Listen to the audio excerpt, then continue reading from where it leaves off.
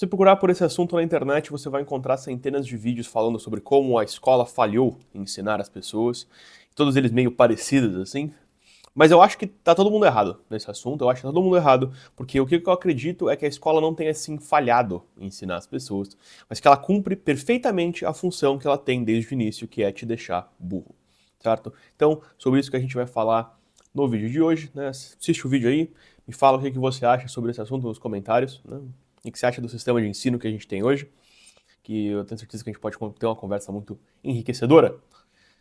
O seguinte, né, vamos entender como que surge esse sistema de educação que a gente tem hoje, né? O sistema que a gente tem hoje, ele surge na Prússia, né, ou a atual Alemanha, século XVIII. E o objetivo era muito simples, era educar soldados, era criar soldados disciplinados, que conseguiam seguir ordens, que conseguiam, né, sentar em fileiras, ler manuais e servir ao Estado, né, e ser leais, soldados leais ao Estado. E é um projeto enorme, né? O primeiro sistema, eu acredito que se minhas fontes estão certas, pode estar errado também, mas também que se foda, é o primeiro sistema em escala de educação pública do mundo. Né? E depois disso, né, depois que não, né, saindo um pouco da quesito da guerra, o sistema que a gente tem também, que a gente tem hoje também vem muito da influência dos ingleses. Porque eles, né, tinham todas aquelas colônias ao redor do mundo, eles precisavam do que em inglês eles chamam de middle managers, né, de gerentes de operacionais de chão de fábrica. Eles precisavam de gente para mandar para as colônias para gerenciar as fábricas, para gerenciar as plantações, para gerenciar os empreendimentos deles. Então você precisava de alguém que conseguia seguir ordens, se manter disciplinado, cumprir funções simples e repetitivas, ler manuais, fazer operações básicas. E com isso a gente pegou esse sistema, e se você olha para a maior parte das escolas, na maior parte dos países do Ocidente hoje, e no Oriente também, o sistema ele continua muito parecido, né? Pessoas sentadas em fileiras com o professor na frente, que expõe a matéria e todo mundo toma notas, e depois tem provas, e você tem um sino para entrar, um sino para sair, um sino para comer, um sino para voltar. Né? Você tem toda vez que toca o sino, né? Onde mais tocava sino? Em fábrica, porra. E aí você tem que cumprir, né, as funções e obedecer o que o professor te manda, e você não pode falar, você tem que ficar quietinho ali. É muito parecido ainda com como era no começo. Então, porra, não é surpreendente que o resultado continua sendo o mesmo, né? Óbvio. Quando a gente olha para sistemas e como a gente olha para discursos, esses tipos de coisa, a gente tem que olhar não porque as pessoas falam que o sistema tem que fazer, mas pelo que o sistema de fato produz. Então, se você tem, né, um exemplo clássico, né, político, né, o político vai, ele, porra, promete que vai melhorar a educação e não sei o quê, mas aí você olha o sistema e você percebe o que o sistema produz. E é diferente do que o cara tá falando que vai produzir, né? Não adianta eu te falar que eu sou uma coisa se eu não ajo de fato como é essa coisa. Então, mesmo que eu possa sentar aqui e te falar que não, a minha escola, ela é feita para educar as pessoas para a vida, e a gente dá aula de empreendedorismo e aula de educação financeira, mas de fato o que você vê que está sendo produzido, né, o resultado desse sistema são pessoas doutrinadas, né, com aquela viseira do cavalo, que estão saindo dali preparadas para fazer prova de vestibular e entrar na faculdade, para onde elas vão ser mais doutrinadas. Então, a função da educação que a gente tem hoje, ela, ao contrário do que alguns podem dizer, a função dela não é educar seres humanos completos, não é formar pessoas preparadas de fato para lidar com todos os problemas da vida, não é fornecer uma boa educação moral, não é fornecer, né, não é criar pessoas pensantes que têm pensamento crítico, que conseguem tomar as próprias decisões. Não, essa não é a função. Então não é surpreendente que o sistema que foi feito para criar funcionários de fábrica e soldados crie funcionários de fábrica e soldados, porra. Entendeu? Eu pego aqui, né, venho na cozinha, pego a frigideira, ponho manteiga, quebro 4 ovos, né, ponho sal e faço o ovo mexido, né, começo a fazer ovo mexido e eu espero que dali saia um bife. Não vai sair bife, vai sair ovo mexido, porra. Então não adianta a gente viver, né, tem que tirar um pouquinho da lente cor-de-rosa do óculos, assim, e a gente entender que o sistema faz exatamente o que ele deveria fazer desde o começo, que é deixar as pessoas idiotas, deixar as pessoas burras. Óbvio que tem jeitos melhores e piores de fazer isso, né? Em si só, você ensinar a pessoa a ser disciplinada, a seguir ordens e fazer operações básicas e porra, fazer prova né, ler e escrever, nada disso é ruim, não me entenda errado. O problema é que a gente tem uma visão errada do que deveria ser educação e em comparação com o que ela realmente é, né? Em algum momento eu percebo que existe essa mudança de mentalidade que as pessoas começam a acreditar que a escola deve formar uma pessoa completa, deve formar um ser humano e educar plenamente uma pessoa para a vida. Só que essa nunca foi a função, essa nunca foi a proposta original. Não é para isso que o sistema inteiro foi desenhado. Só que isso acontece em algum ponto, e eu tenho algumas teorias, eu tenho algumas ideias, né? Obviamente é um problema muito complexo, muito cheio de fatores. Mas eu tenho algumas ideias, né? Eu acho que tem muito a ver com Revolução Industrial, eu acho que tem muito a ver com o Iluminismo, com a Revolução Francesa, eu acho que tem muito a ver com o feminismo, né? Com essa ideia de que os dois pais agora têm que trabalhar fora de casa, né? Então isso, óbvio, é função de vários fatores ali. Existe um livro chamado The Two Income Trap, né? A Armadilha das Duas Rendas.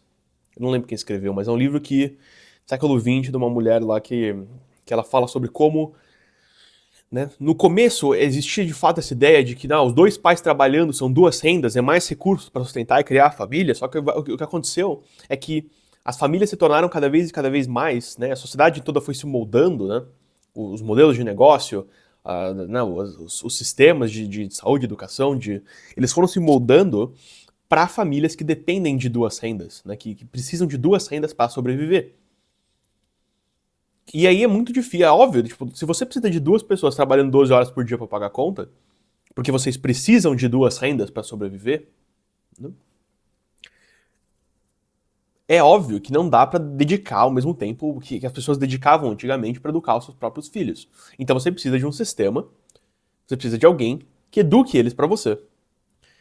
E aí, né, o governo, muito sabiamente da parte deles, pensou o seguinte, né, a maior parte dos governos aí pensou o seguinte, bom, nós forneceremos a educação, porque aí a gente pode, né, educar a criança no que a gente acredita que seja o certo, sem consideração com outras coisas e com a verdade, com conhecimento de verdade, com a tradição, não, isso que se foda, se isso se tornar um problema, a gente pode simplesmente eliminar isso. Eu acho que existe, sim, é isso agora um pouquinho do meu chapéuzinho de alumínio, mas nem tanto. É um chapeuzinho de alumínio, mas é um chapeuzinho de alumínio consciente, entendeu? E que exista, sim, um plano, né, de destruição da família. Porra, mas isso tu olha e fica cada vez mais evidente, né? Marx falava abertamente da destruição da família, porque a família, ela, né, uma sociedade com núcleos familiares fortes, ela é menos suscetível a ideias revolucionárias e radicais.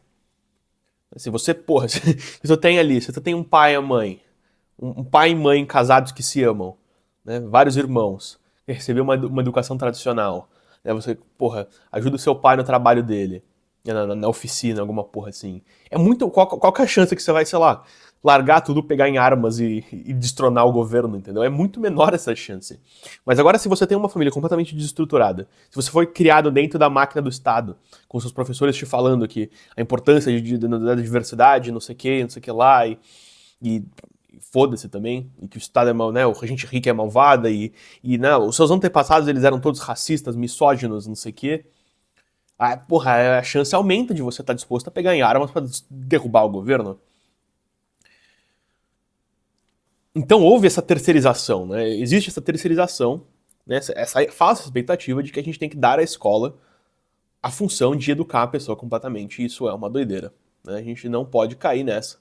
A gente não pode, né, cair nesse conto, porque o resultado está aí, né? O que a gente vê o estado que as pessoas estão hoje, né?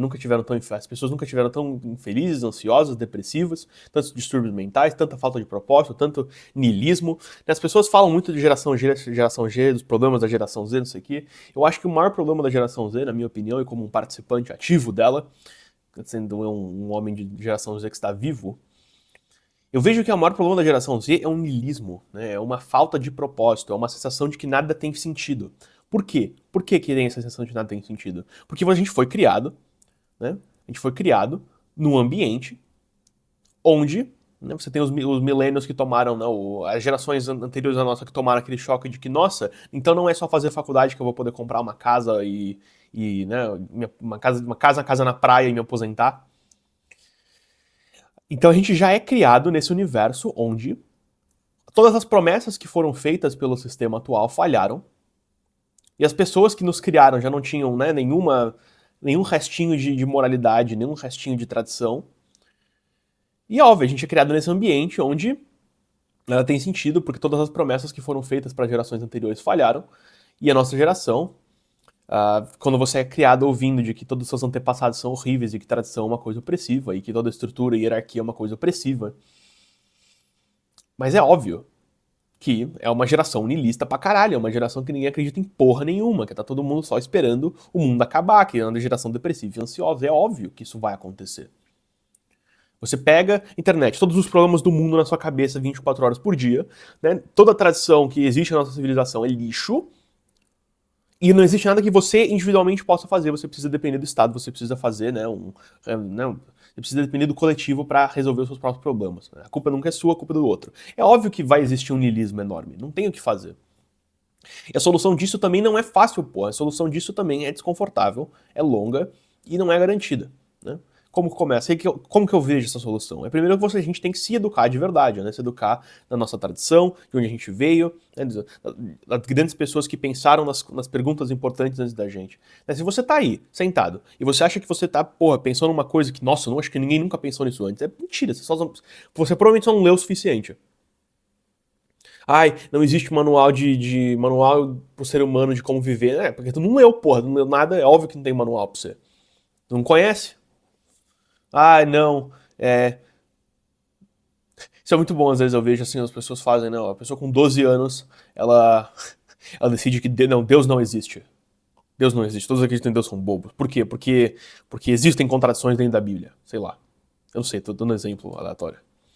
Mas aí você tem um malandro lá com, sei lá, 25 anos, e com 12 ele decidiu isso, e ele nunca mais foi investigar esse assunto de verdade, ele nunca mais foi ler o que as pessoas escreveram sobre isso, ele nunca mais foi, sabe, explorar o que as pessoas pensaram e deixaram registradas nos antepassados dele. Ele simplesmente leva isso como verdade.